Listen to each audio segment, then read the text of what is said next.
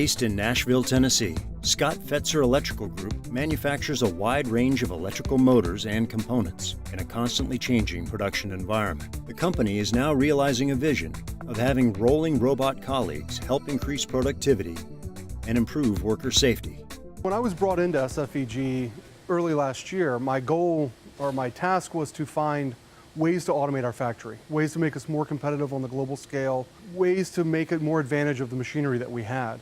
One of our biggest challenges is we're a high mix, low volume producer. For most of our lines, they don't run every day. So trying to find a way to put robots on the lines in the traditional sense was a very big challenge. So we came up with the idea to do some sort of mobile force, but the challenge is how do you do that with all the safety enclosures? I came across this idea of a collaborative robot, something that could work with humans that you didn't have to be afraid of being around. When our workers come in the morning, their task is no longer to go do some monotonous task. It's to go take their robot and deploy it to whatever job it needs to do that day. And that robot's going to move all around our sheet metal department while it does that. The only way we were ever going to accomplish that was with a collaborative robot. When we looked in the marketplace, we only saw a couple of offerings.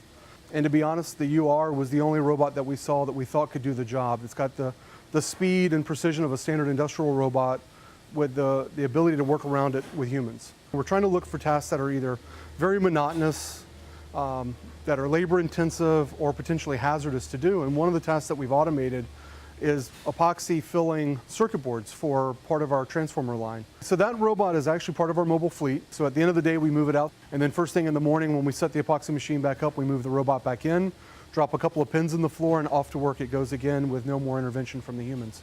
What we've seen with implementing the universal robots is about a 20% increase in productivity on the lines which we've put in the robots as a result of having a pace setter with the universal robots working hand in hand with our people. We've seen the ability to get much more competitive when we go out and look for new business, and we can compete with anybody. We're bringing back business that used to be in China or that we used to source in China. We've been able to reallocate some of our employees to other areas where we've seen growth in our business. We're seeing about a one-to-one movement of people from where we put in a robot to allow us to move one person to another area of the business. When the robots first came out on the floor, employees were very anxious and a little nervous about it. But now that they're out there on the floor, they act like they can't live without them. They are constantly asking, can we put a robot in this position? Could we maybe put a robot in this position?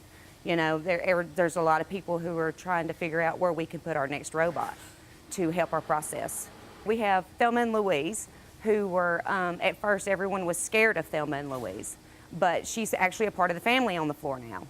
That's how they got their name. We were expecting it to go off the cliff, and she saved us, both of them actually. The process of the robots were actually a lot simpler than I had expected them to be. If you can work a smartphone, you can pretty much work these robots.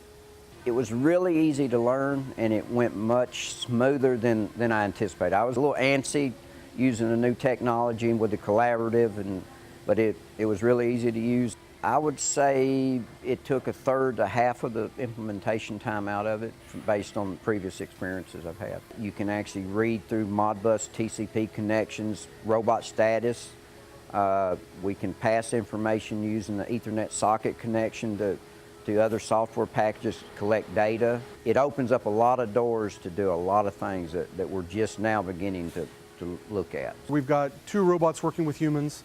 The first robot's actually cutting wires off of the motor field. That's a potential carpal tunnel syndrome application.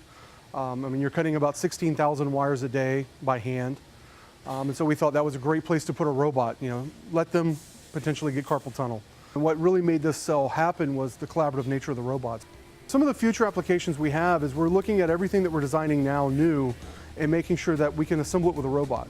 So we're looking at all of our design work and saying if we can't put that together with a robot, we've got to go back to the drawing board and try again.